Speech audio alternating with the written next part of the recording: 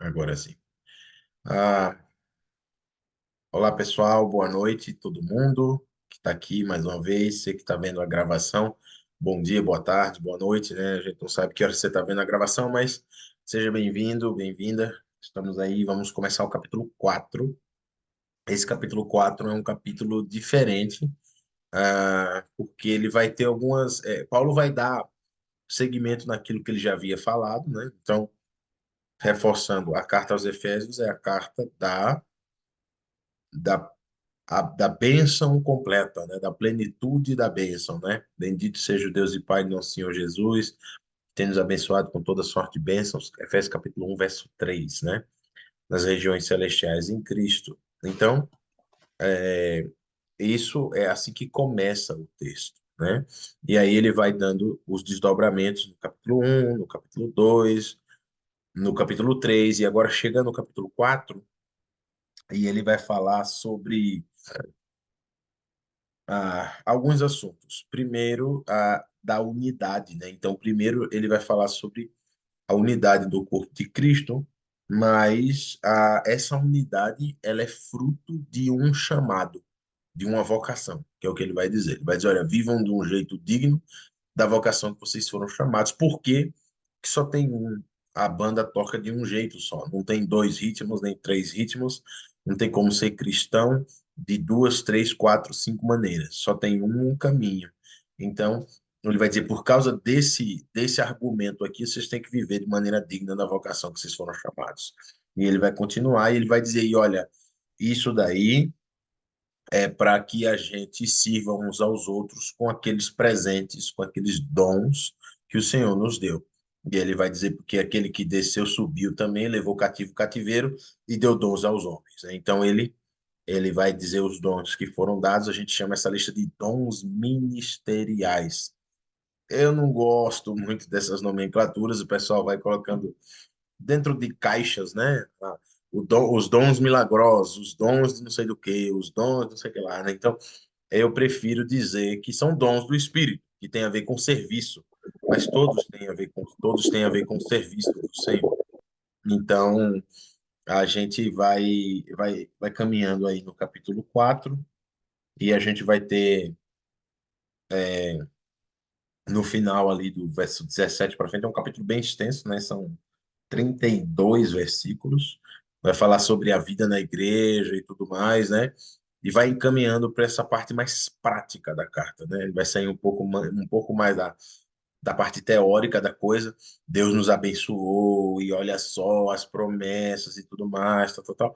E ele vai caminhando para uma parte mais prática, né? Dizer, olha, isso aqui implica nisso na sua vida. Né? A vida cristã tem que ser pautada assim e tem que ser vivida dessa maneira, por causa disso aqui que Jesus fez, por causa disso aqui que ele nos deu. Então, ele vai começar o capítulo 4 falando, eu estou lendo aqui na NVI, mas eu estou com a NA aberta aqui também do meu lado, diz assim, por isso, como prisioneiro no Senhor, rogo-lhes, então, como prisioneiro, isso aqui é um texto que diz, né, que Paulo estava preso, como a gente já tinha visto falar, já tinha falado anteriormente, né? Ele diz isso lá no capítulo 3 verso 13, né? Portanto, peço-lhes que não desanimem por causa das minhas tribulações, né? Então, e agora ele vai caminhar novamente e vai dizer que, como prisioneiro no Senhor. Então, Paulo estava preso e ele vai dizer, ele roga. Essa é uma coisa interessante. O doutor Pestana, César Pestana, ele tem a tese de doutorado dele é sobre traduções do Novo Testamento. O que que ele vai defender nessa ideia, né? Ele vai pegar textos do Novo Testamento que ele acha que foram hierarquizados, né? O que que é isso? É colocado no texto uma ideia que o texto original em grego não tinha essa ideia e que as traduções com o passar do tempo foram colocando um significado de hierarquia que na verdade o Novo Testamento não tem. Esse é um exemplo, esse aqui é um exemplo que o Novo Testamento, mesmo Paulo podendo mandar, nesse sentido de ser apóstolo e de mandar e dar uma ordem, ele não manda, ele roga, né? É como ah, Romanos capítulo 12, ele vai dizer a mesma coisa, eu rogo pelas misericórdias do Senhor, né? Então, assim, a Filemon, a mesma coisa, ele disse, olha, eu podia mandar, mas eu peço que você o receba e o que ele tiver lhe devendo ponha na minha conta, né? A carta lá de Filemon, Onésimo, aquela turma toda.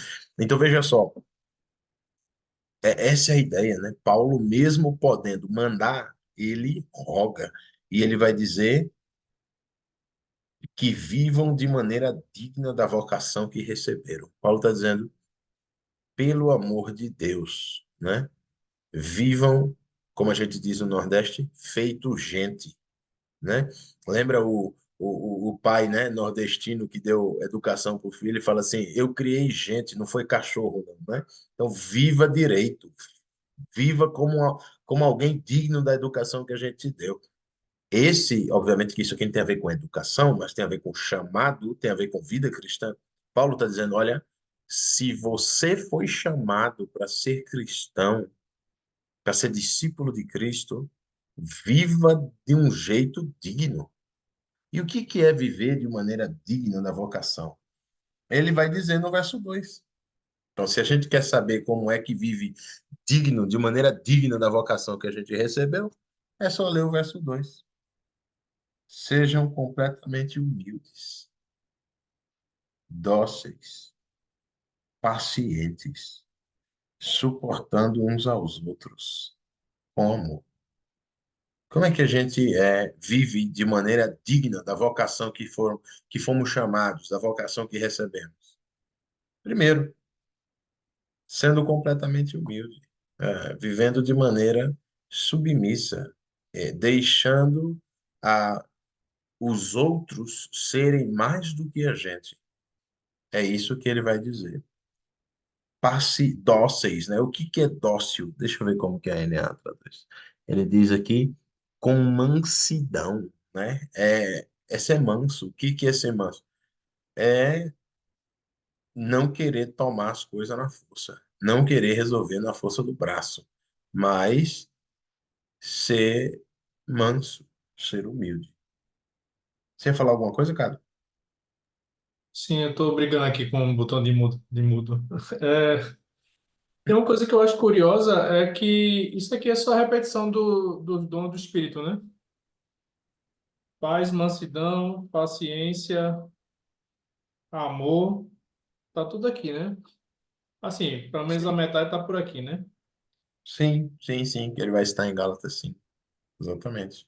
Então, a ideia é que esse padrão que ele vai dizer lá, né, de aqueles que são guiados pelo Espírito, vivem desse jeito aqui, lá, o fruto as obras da carne são imundícia, um monte de coisa, mas o fruto do Espírito né? E aí ele vai dizer, é a mesma coisa, né? Quem anda pelo Espírito está andando de modo digno da vocação que foi chamado, da vocação que recebeu. Então, a vocação aqui se traduza como chamado, né? Deus lhe chamou para viver de uma vida diferente, viver de um jeito diferenciado. Se você não vive desse jeito, você não está vivendo de maneira digna da vocação que você foi chamado. E ele vai dizer pacientes. Olha, eu não sou um cara tão paciente. Na verdade, eu sou paciente.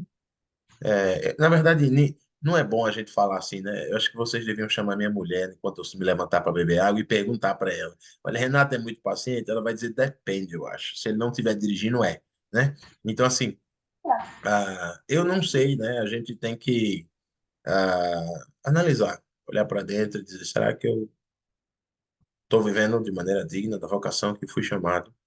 Ele vai continuar, vai dizer, e aqui eu entendo, olha só, irmãos, eu entendo que tudo isso aqui tem a ver com o trato com os irmãos, tá? Eu entendo que esse aqui é o contexto. Ser paciente, humilde, dócil, no caso, a tradução da NA trouxe como manso, paciente, suportando uns aos outros em amor ou com amor. Eu penso que isso aqui está falando do trato com os irmãos, trato da igreja, porque esse é o contexto imediato, que é o que ele vai dizer daqui a pouco. façam todo o esforço para conservar a unidade do espírito pelo vínculo da paz. O que que é conservar a unidade do espírito? É manter as coisas em paz na igreja, na irmandade, ter uma relação pacífica entre os irmãos. Né? Então, eu entendo que, pelo contexto imediato, ele está falando de relação na igreja. Né? É como naquele texto de Coríntios 13, né? O amor tudo sofre, tudo suporta, tudo crê, tudo espera. O amor não se exaspera, não arde em ciúme. Não. Aí, no dia dos namorados, né, a gente posta isso daí, né? Aniversário de casamento, né? Aquela coisa toda, né? O amor, tudo, aquilo ali não está falando de amor de casal, de jeito maneira, né? Assim, a chance daquilo ele tá falando de amor de casal é zero, né? Aquilo está falando do dom, do amor na igreja, né? O exercício do amor entre os irmãos. Né? Do mesmo jeito que ele veio no capítulo 12 falando sobre os dons de profecia, de falar em outras línguas, de interpretar, dom de curar, dom de não sei o quê. No capítulo 14 ele vai continuar falando, no capítulo 13 é do mesmo jeito. Ou você acha que ele está falando uma coisa e muda de assunto, vai falar de casal agora e depois volta de novo. Não. Ele está falando do dom do amor na igreja, na irmandade. Obviamente que a gente consegue aplicar isso para todas as outras relações, todas as outras nossas interações que a gente tem, a gente consegue aplicar. E eu penso que é o caso aqui de Efésios. Ele está dizendo: sejam dóceis entre vocês, na igreja. Sejam pacientes entre vocês. Agora, isso não quer dizer que, o cara não é da igreja, então vou mandar ele se lascar. Não é isso que ele está dizendo aqui. Mas a gente tem que preservar isso dentro da igreja. Aí ele vai continuar e vai dizer, suportando uns aos outros em amor. Meu irmão, ah, é, eu Eu não sei se eu sou um irmão tão difícil de lidar, de suportar. E a ideia de suportar aqui não é de, eu não suporto aquele irmão, né? Não é isso. A ideia de suportar aqui é de dar suporte, né? De ser um ponto de apoio para outras pessoas. Então, veja, a NAA, como que traduz? Ele diz a mesma coisa, suportando uns aos outros em amor. Uma diz com amor e a outra em amor. Deixa eu ver como é que tá aqui. É. Anekomenoi alelon en agape, no amor, suportando uns aos outros em amor, no amor. Então, veja, eu não sei se eu sou uma pessoa muito fácil de se suportar, né? De se dar apoio, de estar junto, né? Na irmandade. Eu não sei. Você tem que perguntar para os irmãos, não é para mim. Mas eu já tive, assim, os últimos anos, passei em algumas igrejas, então eu tive uma temporada lá na Paraíba, em João Pessoa, tive uma temporada fora do país, lá na igreja lá no Peru. Depois eu voltei, fiquei uma temporada fixa numa outra congregação por 2 anos e meio como evangelista. E agora eu estou aqui no interior do Mato Grosso do Sul. E eu vou te contar, tem alguns irmãos que são um pouquinho mais difíceis de suportar em amor, né? Então, aquele irmão que você tem que contar até 10 vezes, né? Você tem que respirar, fazer uma oração, dizer, Deus me ajuda, né? Que eu não aguento. Aquele irmão abre a boca, chega a dar um embrulho na minha barriga aqui, né? Dá vontade de eu me levantar ali e tomar uma água, né? Alguma coisa assim. Então, é, essa é a ideia que Paulo está dizendo. Olha, você quer viver do jeito que Deus te chamou para viver, você precisa suportar esse irmão em amor. E, e aí já fica indireta, né? Se a carapuça servir, não seja esse irmão insuportável, né? Então, fica essa indireta daí. E ele vai dizer, façam tudo. Eu gosto da tradução antiga, da Ara. Não tenho ela aqui, mas eu lembro ela decora dizer esforçando-se diligentemente. O que que é esforçar-se diligentemente? Isso é uma redundância, porque o esforço e diligência é a mesma coisa, né? Mas ele está dizendo que demanda esforço. Não é uma coisa assim que a pessoa vai lá e tá tudo bem e Deus vai fazer a paz ali, né? Amém, aleluia, né? Não. Precisa de esforço para você viver uma vida mansa, precisa de esforço para você manter a paz com os irmãos, precisa de esforço para você tentar resolver as situações, apaziguar. Então, está tendo um conflito e você pode resolver aquilo ali se você for manso, se você for dócil, se você der o braço a torcer, você pode resolver aquilo ali. Você pode conservar o vínculo da paz se você for uma pessoa amável, uma pessoa que suporta o irmão. Então, se esforce. É isso que ele está dizendo. Exige esforço do lado daquele que faz, daquela pessoa. Então ele vai dizer: você quer ser digno da vocação que você foi chamado? Se esforce. esforce-se, né, diligentemente. Eu gosto dessa tradução da Ara, uma tradução antiga, porque ajuda, ele vai dizer, né, façam todo o esforço para conservar a unidade. A NAA diz, fazendo tudo para preservar a unidade, né? Então é fazendo de tudo, se esforçando diligentemente, fazendo o que dá para fazer mesmo, né? E aí ele vai continuar e vai dizer, por quê? Por que que vocês vão fazer isso? Versículo 4 em diante vai responder. Por que que eu tenho que fazer de tudo para manter o vínculo da paz com meus irmãos? Por que que eu tenho que ser manso? Por que que eu tenho que ser amável? Por que que eu tenho que suportar meus irmãos? Por que que eu tenho que ser paciente e ser completamente humilde? Por quê? Porque não tem para onde correr, meu amigo. Você não tem como ir para outra igreja. Você não tem como mudar de batismo. Você não tem como ir para outra fé. Não tem como. É isso que ele vai dizer aqui. Só tem um caminho. Não tem dois, três, quatro, cinco caminhos. Ah, eu não gostei de Cado, porque, né, ele falou um negócio que eu não gostei, e em vez de eu me resolver com ele, para preservar, eu fazer de tudo e me esforçar diligentemente para manter o vínculo da paz. Eu não, eu digo, não, Cado, o problema é dele, aquele irmão ali é insuportável e tudo mais. E aí eu vou embora, e aí eu vou por outro caminho. Só que Paulo vai dizer, não tem outro caminho. O caminho é a unidade, não tem outro. Ele vai dizer lá no verso 4, há um só corpo. Não tem dois corpos de Cristo, só tem um corpo de Cristo. E aqui você traduza uma só igreja. Então, o corpo de Cristo espiritual de Jesus, eu não estou falando aqui de placa de igreja, não estou falando aqui uma só igreja, tipo como a igreja católica diz, né? A igreja católica romana diz isso. A UNA, Santa Igreja Católica, lá do Credo de Nicéia, eles colocam lá. A UNA, só tem essa Igreja Católica. Ok, não estou falando disso. A Igreja Assembleia, Igreja Batista, Igreja não sei do que. Não estou falando disso. Eu estou falando do corpo espiritual de Jesus. A comunidade dos salvos. Só tem uma comunidade dos salvos. Não tem duas, nem três, nem quatro. Quando Jesus vier, ele vai pegar o seu corpo. Ele vem buscar a sua igreja.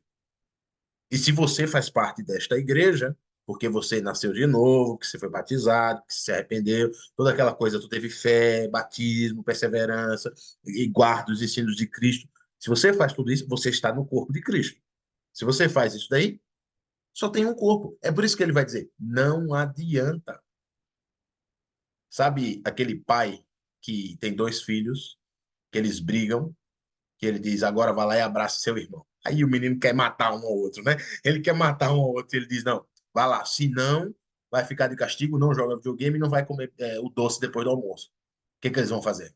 Vão sair de casa, igual eu fiz quando eu era criança, eu fiz isso. Arrumei minha mala para me mudar para casa da minha avó, porque meu pai me oprimia, né? E eu acho que ele olhava para mim e dizia: esse menino é um lesado, velho. Eu acho que eu tinha uns 10, 12 anos, sei lá. Eu fiz uma besteira, ele me deu uma surra, né? Eu falei: esse pai não me ama, eu vou morar com a minha avó, né? Porque minha mãe é falecida, né? Desde muito cedo. Meu pai criou a gente sozinho. Aí ele dizia, aí eu arrumei minha mala inteira, né? Não durou 2 horas essa minha euforia inteira para mudar de casa. Depois eu disse, eu caí na real, disse, eu vou arrumar minha roupa no meu quarto, que é melhor que eu faço, né?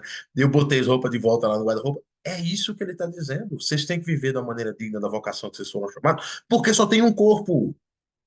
Você vai ser cristão como? Fora do corpo de Cristo.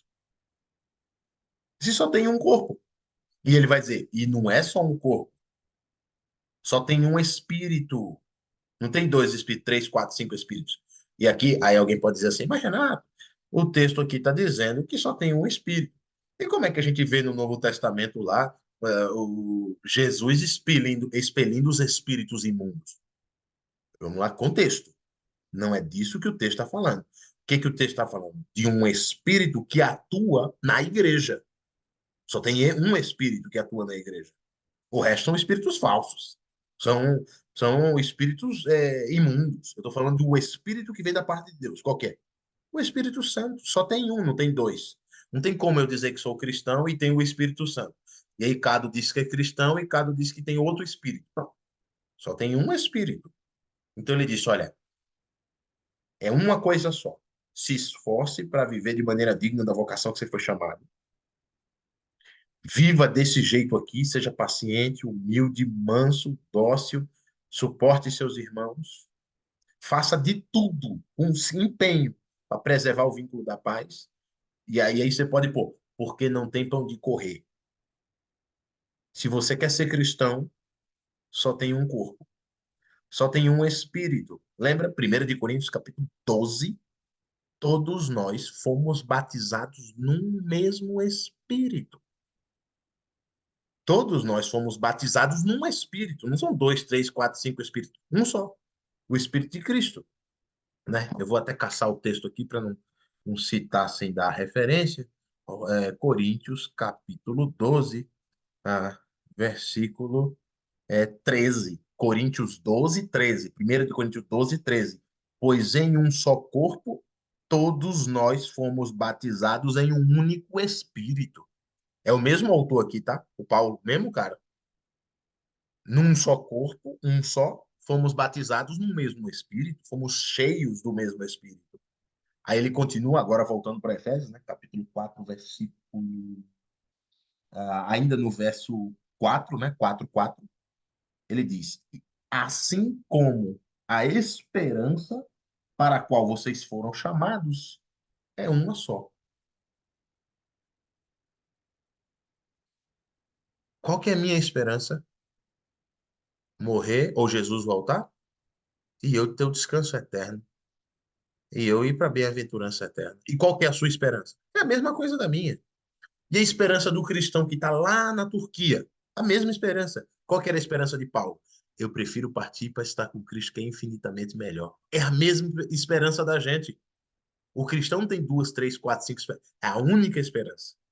Jesus volta, acaba com tudo, extirpa o mal, condena Satanás eternamente com os seus anjos, restaura a terra, faz tudo de novo. A gente vai morar no novo céu, nova terra, onde habita a justiça. Essa é a nossa esperança, não tem outro caminho, é esse aí, para quem está em Cristo. Ele continua e diz, agora no verso 5, há um só Senhor. Na igreja não tem dois, três, quatro, cinco senhores. Só tem um. Paulo diz isso. Olha, ele nem se coloca aqui como Senhor, né? Ele nem nada, ele vai dizer só tem um. Pedro não é Senhor, Paulo não é Senhor, João não é Senhor, ninguém, só tem um Senhor, nosso Senhor Jesus Cristo. E aqui, como ele está falando a figura de Deus, né? Então aqui você entra as três pessoas aqui da Trindade, vai entrar aqui. Mas o que é que ele está falando? Só tem uma autoridade na igreja. É o Senhor. Não tem outra. É ele que manda. E ele vai continuar uma só fé. E aí, mais uma vez, olha, por exemplo, eu sou professor de sociologia também. E aí, semana retrasada, eu dei aula sobre sociologia da religião. Aí eu falei do cara que é Hare Krishna, do cara que é budista, do cara que é católico romano, do cara que é espírita, do cara que é do candomblé, do cara que é mormon, do cara que é cristão evangélico, crente evangélico. Falei desse monte de gente aí. Mas ele está dizendo aqui que só tem uma fé. Então quer dizer que essas outras fés não existem? Claro que existem. O cara acredita mesmo, ele tem fé mesmo no Buda. Ele tem fé mesmo no Hare Krishna. Ele tem fé mesmo no Santo Católico. Ele tem fé mesmo, né? Nos espíritos iluminados do outro plano, o cara que é espírita.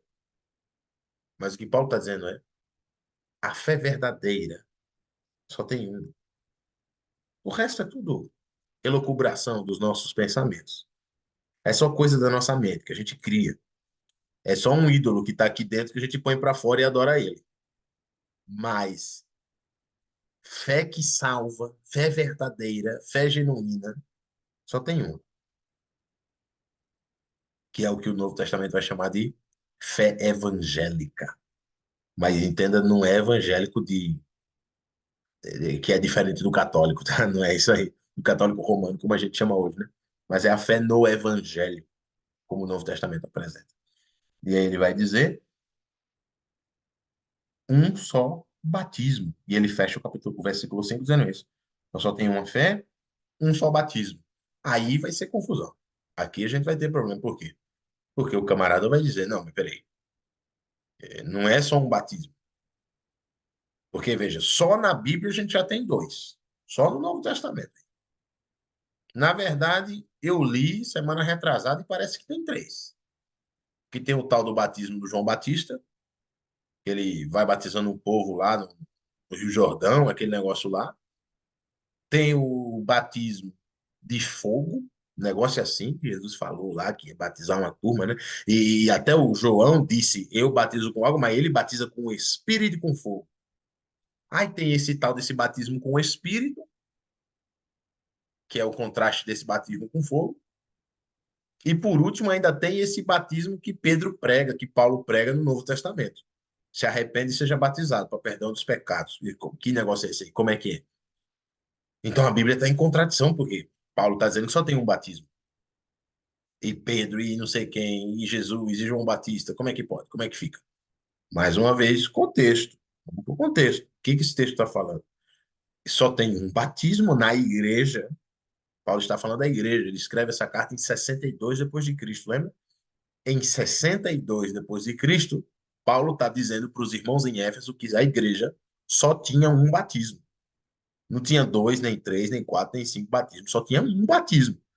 Lá, em 62 depois de Cristo, já 30 anos depois que Jesus foi para o céu, Paulo está dizendo, só tem um batismo, não tem dois nem três, só tem um.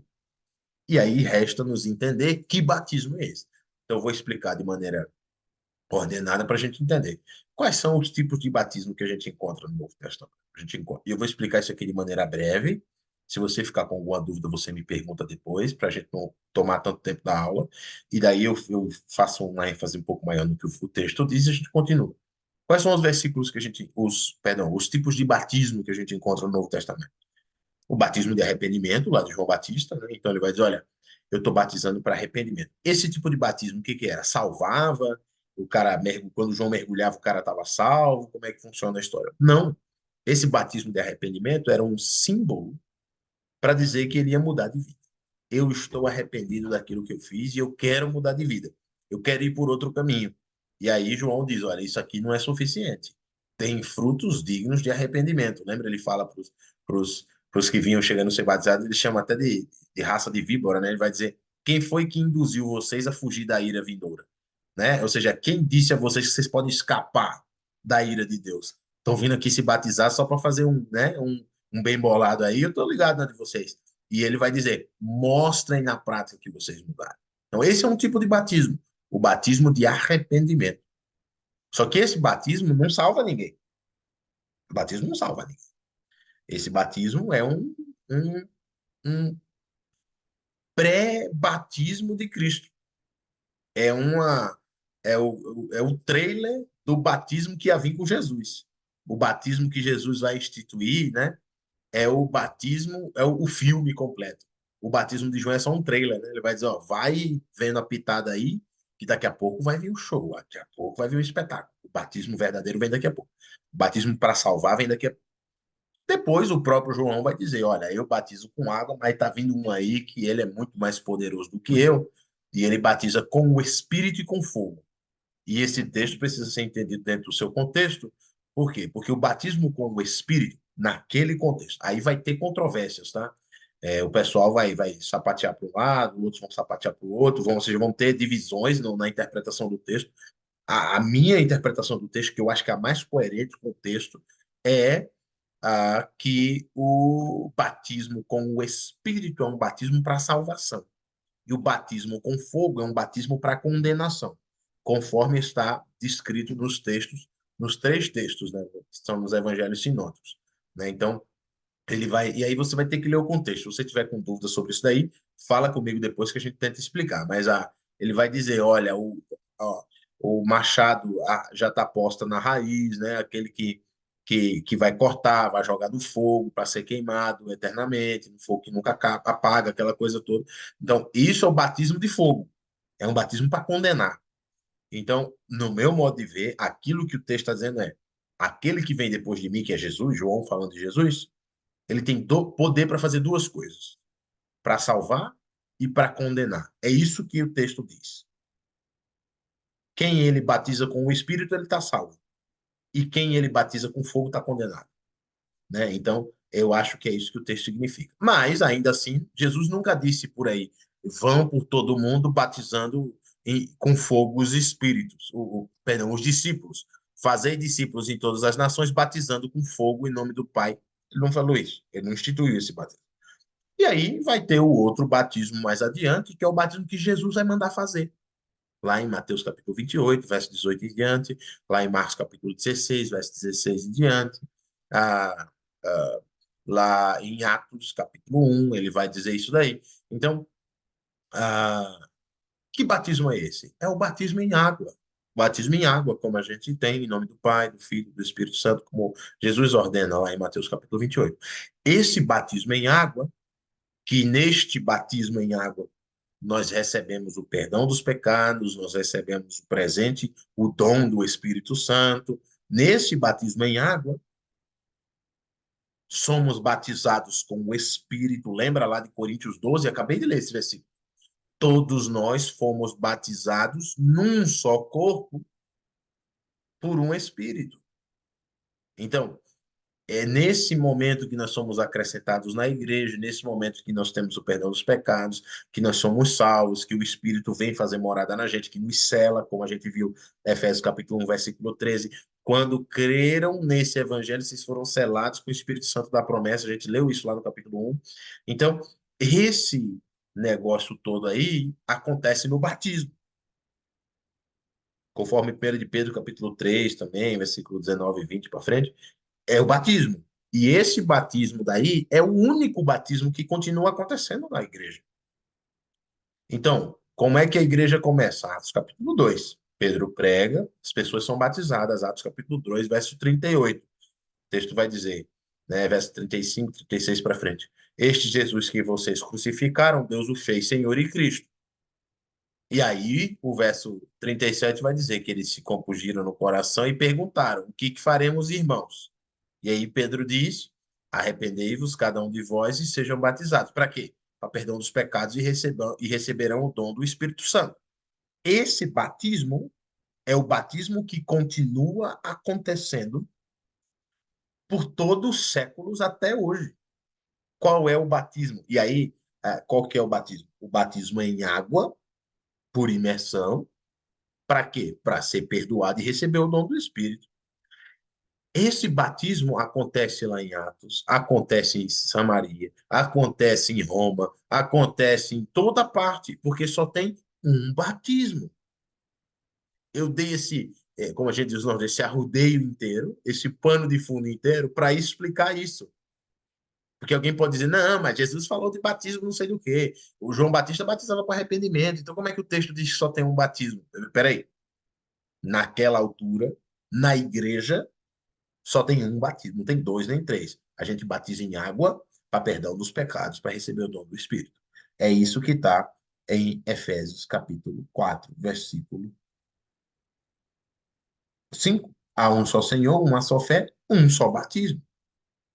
Ele continua e diz: um só Deus. Ah, tem dois, tem o Deus lá, dos caras lá que eles adoram. Tem o Deus do sol, tem o Deus da lua, tem o Deus da floresta, tem, ok. Mas esses deuses são falsos. A gente está falando do Deus verdadeiro, o único Deus verdadeiro. Só tem um, não tem outro. Só tem um Deus verdadeiro, que é o Senhor, o Pai do nosso Senhor Jesus Cristo, que a gente chama, né, a primeira pessoa da Trindade, né, o Deus Pai. Só tem ele, não tem outro Deus. É só ele que é verdadeiro.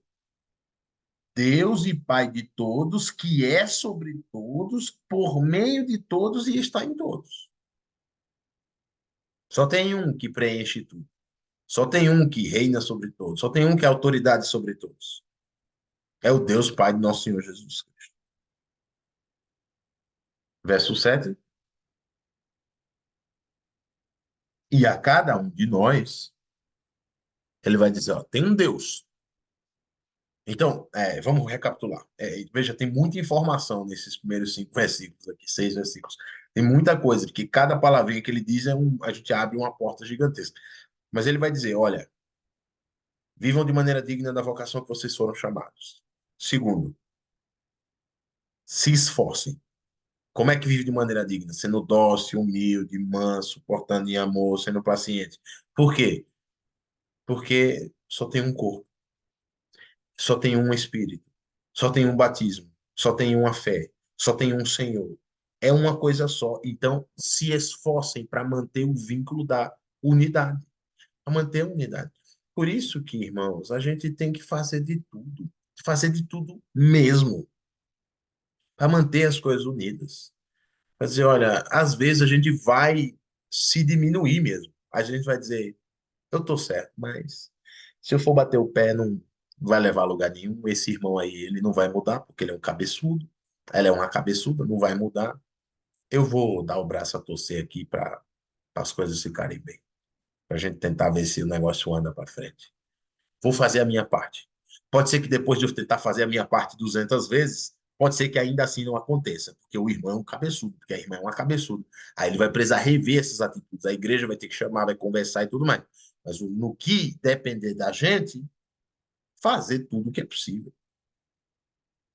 E ele vai dizer, porque só tem um Deus que manda em tudo. Agora, esse Deus que está em todos, que é sobre todos e age por meio de todos, ele deu um presente para a gente.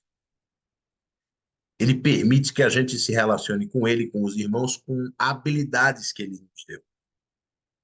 E ele vai dizer: e a cada um de nós foi concedida a graça, conforme a medida repartida por Cristo. Então ele vai dizer: o que é isso aqui? Dons. Ele vai dizer: Deus nos deu dons, segundo a medida de Cristo. Ou seja, como Paulo vai dizer, o mesmo autor vai dizer em Coríntios capítulo 12, que o Espírito dá da maneira como ele quer. Ele dá os dons da maneira como ele quer, né? Então, lá em Coríntios, capítulo. Deixa eu abrir o texto aqui. Coríntios, capítulo 12, ele vai dizer o seguinte. ah, tá, tá, tá. Verso 4. Há diferentes tipos de dons, mas o Espírito é o mesmo. Há diferentes tipos de ministérios, mas o Senhor é o mesmo. Há diferentes formas de atuação, mas Deus é o mesmo que é feito em todos. Verso 7. A cada um, porém, é dada a manifestação do Espírito, visando ao bem comum, pelo Espírito. Então, ele vai continuar, né, falando, um é dado palavra de sabedoria, outro dom de curar, não sei o quê, lá no verso 11 ele vai dizer, todas estas coisas, porém, são realizadas pelo mesmo e único Espírito e ele as distribui individualmente a cada um como quer. A tradução antiga vai dizer como lhe apraz, né? Então, o Espírito Santo reparte os dons que é dele, os dons são dele. Ele reparte como ele quer para que os irmãos sirvam uns aos outros. E isso é um presente. É o que ele está dizendo. A graça foi concedida. A cada um de nós, uma graça foi concedida conforme a medida repartida por Cristo. E aí ele nos dá dons, ele nos dá carismas, ele nos dá presentes para que a gente possa fazer o quê? Viver de maneira digna da vocação que nós somos chamados. Lembra que ele falou lá? Servir uns aos outros. E ele vai dizer, por isso o quê? Ele acabou de dizer. Pelo fato dele ter repartido graça com a gente, de acordo com a medida que ele quis, que aprove a ele, ele vai dizer é o que foi dito. É por isso que tem escrito. E aí ele faz uma apelação lá para o Antigo Testamento. É o texto que a gente tem, é um texto com um pouquinho de dificuldade, porque não bate, né, 100%, mas ele vai dizer que ah, o que que o que que é o salmo? Ele vai falar, ele vai citar um salmo aí. Alguém tem uma Bíblia aí com referência cruzada para a gente caçar esse salmo, onde é que está aí, como é que é a história? Alguém sabe qual é o texto que Paulo está citando aqui? 68:18. Paulo, Paulo não, Salmo 68:18, né? Então, vamos abrir lá, se você puder abrir. Ah, eu estou abrindo lá, cadê? Pá, pá, pá, pá. Salmo 51, 56. Salmo 68. Esse é um salmo de quem? De Davi, e ele vai, né, falando, e lá no verso 18 diz assim. Vamos ler o 17 a título, como de contextos assim. Os carros de Deus são 20.000. Sim, milhares de milhares. E Deus tem carro. Agora é uma concessionária, como é que é esse negócio? Né? Então é uma linguagem simbólica, né? É aquela linguagem apocalíptica até, né? De que Deus vai vir vingar, Deus vai fazer justiça, aquela coisa toda. E ele vai dizer: no meio deles está o Senhor. O Sinai tornou-se em santuário. O que que é o Sinai? O monte onde Deus deu a lei. Lembra? É o Sinai, lá, lembra? Êxodo capítulo 20, os 10 mandamentos, aquela coisa toda, foi lá no Sinai. Subiste às alturas, levaste cativo o cativeiro. O que que é isso aqui? Então, é, aí a gente precisa entender muito bem o que que Davi está querendo dizer aqui, para conseguir entender a aplicação que Paulo faz lá no Novo Testamento. Então ele está dizendo que Deus triunfou, vencendo e levando o seu trono para os céus.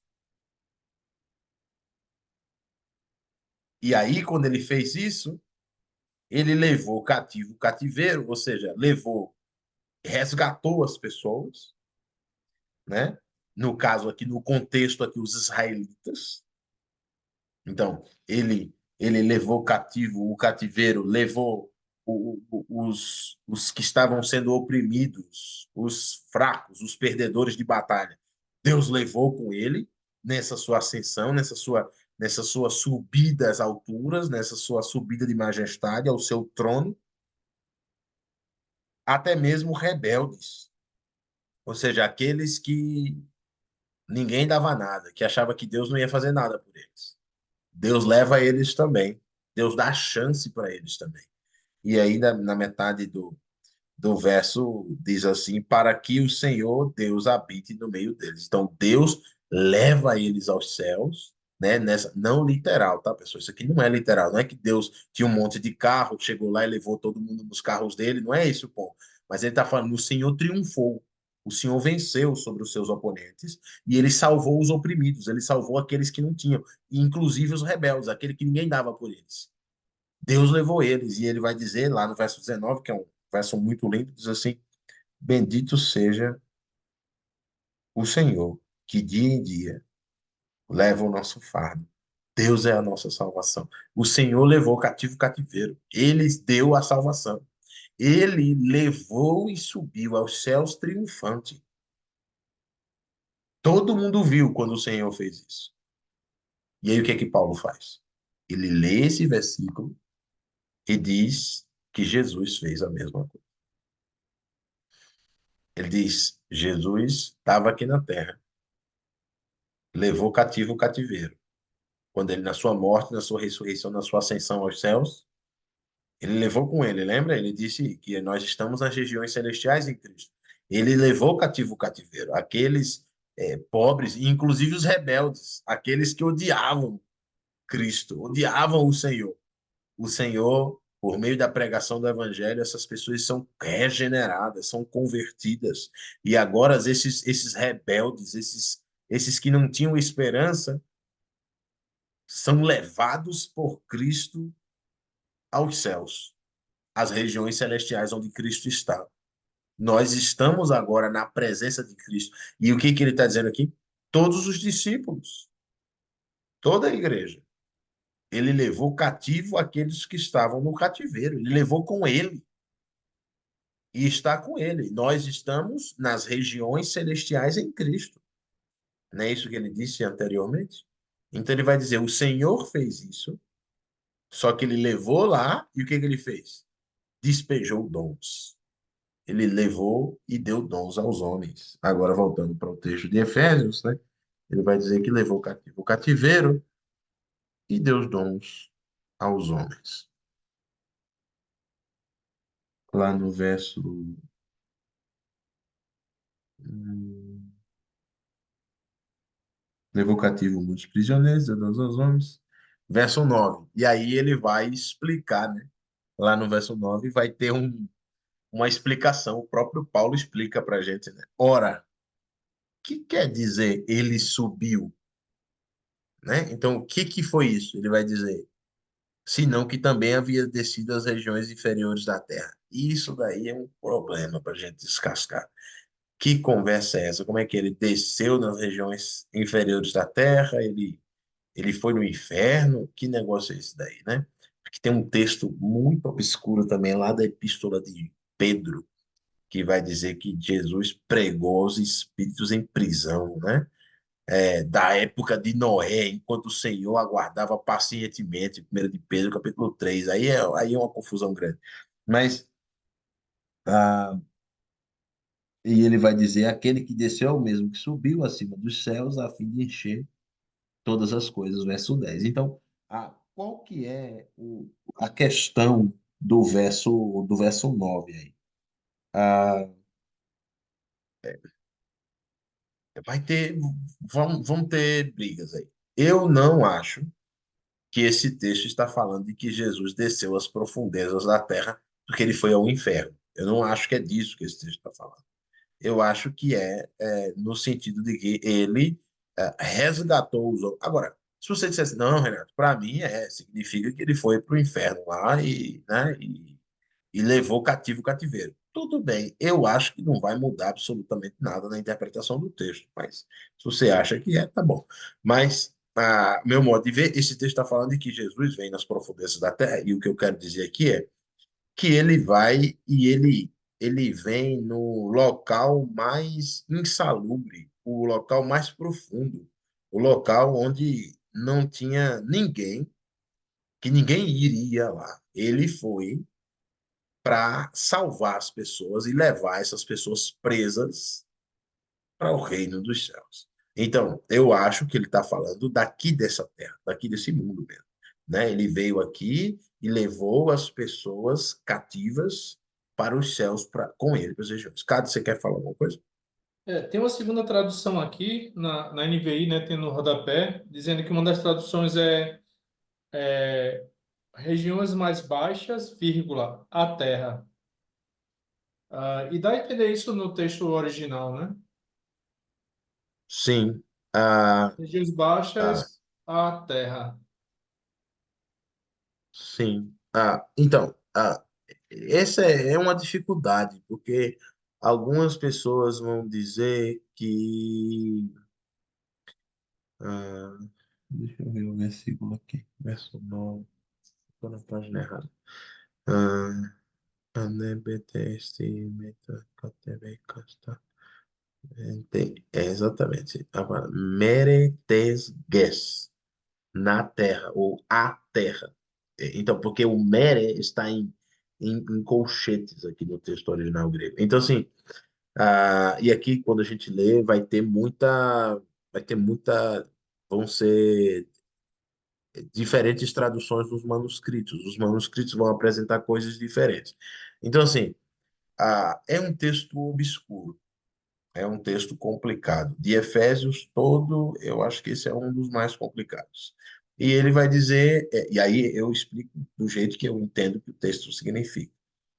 Eu acho que Jesus está falando que o texto está dizendo é que Jesus veio aqui e levou daqui da terra, do local onde ninguém podia achar que ele ia chegar, ele levou gente cativa com ele, gente que era prisioneira, gente que era escrava de Satanás, que vivia debaixo do príncipe da potestade do ar, do espírito que atua no fim nos filhos da desobediência. Jesus veio, pegou essa turma, destruiu os laços de Satanás. Lembra 1 de João? Para isso se manifestou o Filho de Deus, para destruir os laços do diabo, né? Destruir a ação de Satanás. Destruiu essa ação de Satanás na vida dessas pessoas e levou essas pessoas com ele. Seja porque a pessoa morreu, então Jesus vai lá e leva para perto dele mesmo, literal, ou seja, de maneira espiritual. Eu já estive na posição de condenado, de ignorante, de rebelde, de prisioneiro de Satanás. E agora eu estou na posição de filho de Deus. Por quê? Porque Jesus, quando desceu, ele levou este cativo aqui junto com ele. E hoje nós estamos nas regiões celestiais de Cristo. Então, eu acho que essa é a interpretação mais simples do texto. Agora, Não, ele foi no inferno, porque Pedro também vai dizer que ele pregou os espíritos em prisão. Aí a gente vai ter que ter uma dificuldade, porque Pedro vai dizer que ele pregou os espíritos em prisão nos tempos de Noé, nos dias de Noé. Então, a gente vai, como é que casa essas duas informações, né? Se Paulo está falando uma coisa que Cristo fez no dia que ele veio, na época da sua visitação, e Pedro está falando que ele pregou, Noé pregava quando Deus esperava pacientemente nos dias do dilúvio. Então, como é que é esse negócio aí? Ele foi e pregou? Como é que é? Então, eu entendo que um texto não tem a ver com o outro, né? Então, você pode pensar aí, se você achar que não é, não, comenta no grupo, depois se você está vendo a gravação, ou põe no WhatsApp, olha, eu acho que não é, eu acho que é mais ou menos por aí, a gente vai tentando combinar, tentando conversar da maneira que dá. Ah, nós vamos encerrar por aqui. Por quê? Porque a gente já esticou um pouco, eu acho que deu 1 hora de 50 e poucos minutos de aula. Esse capítulo é um capítulo um pouquinho grande e a gente vai finalizar ele na próxima semana, porque a gente vai entender quais foram os dons que ele, quando levou o cativeiro para o céu, despejou dons, deu dons aos homens. Que dons foram esses, né? Então a gente vai ver uns para apóstolos, outros para profetas, e vai ter uma dificuldade nesse texto também, porque ele vai dizer pastores e mestres. E no texto original é pastores e mestres. Então é uma coisa só, uma função só. Aquele que pastoreia e ensina. Não é pastor e mestre, né? É pastor-mestre. Então essa é uma tradução mais possível. Então, assim, a gente vai ter isso daí para trabalhar bem na semana que vem. Então, leia o restante do capítulo 4. Se você quiser antecipar, leia o capítulo 5. Semana que vem, se Deus permitir, a gente finaliza o 4. Hoje a gente já avançou bastante na hora, por causa do. Cheguei um pouco tarde, enfim, tive esse contratempo, mas conseguimos vencer um pedação. E é um capítulo muito grande e com muita informação, muito denso. Então a gente conseguiu vencer aí pelo menos 10 versículos, e aí a gente finaliza o restante na semana que vem, se Deus permitir. Tá bom? Vamos orar. Queria fazer uma oração para a gente finalizar nosso estudo bíblico de hoje. Senhor amado, muito obrigado pela oportunidade de estudar a tua palavra. Obrigado por todas as bênçãos que o Senhor tem nos dado, pelo dia que o Senhor nos permitiu viver. Obrigado pela tua palavra que nos ensina, nos instrui, nos ajude, Pai, a fazer aquilo que a gente ouve. Nos ajude a viver de maneira digna da vocação que o Senhor nos chamou. Nos ajude, Pai, a sermos humildes, mansos, dóceis, pacientes, suportar os nossos irmãos uns aos outros, para que a gente, Pai, possa preservar esse vínculo, essa unidade. Sabemos que não temos outro caminho, sabemos que nós não temos outra alternativa no seu Senhor e essa família, esse corpo que o Senhor nos deixou para que vivamos até a volta de Jesus, que é a igreja. Nos ajude, Pai, a colocar em prática tudo que nós ouvimos aqui, para que nós possamos é, viver da maneira que o Senhor espera e para que nós possamos, através desta unidade, colocar em prática os dons que o Senhor nos deu para o aperfeiçoamento dos santos. Pai bendito, obrigado pela oportunidade que o Senhor nos deu. Oramos pedindo pelos que estão aqui agora ao vivo, pelos que vão ver essa gravação depois. Que o Senhor nos dê luz para que possamos entender bem a tua mensagem, aquilo que o Senhor escreveu. Nos dá um resto de noite de descanso, um resto de dia, quem seja. Em nome de Jesus. Amém. Meus amados, boa noite, bom descanso para vocês. Qualquer dúvida, comentário, coloca no grupo ou manda para mim no privado, que a gente tenta ir ajudando na medida do que a gente puder. Tá bom? Obrigada. Valeu, pessoal. De nada, boa noite. Até semana que vem. Tchau, tchau.